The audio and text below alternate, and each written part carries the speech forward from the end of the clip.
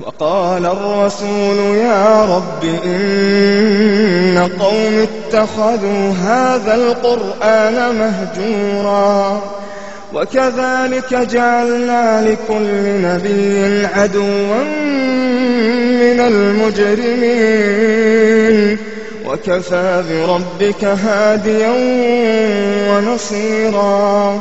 وقال الذين كفروا لولا نزل عليه القرآن جملة واحدة كذلك لنثبت به فؤادك ورتلناه ترتيلا ولا يأتونك بمثل إلا جئناك بالحق وأحسن تفسيرا. الذين يحشرون على وجوههم إلى جهنم أولئك شر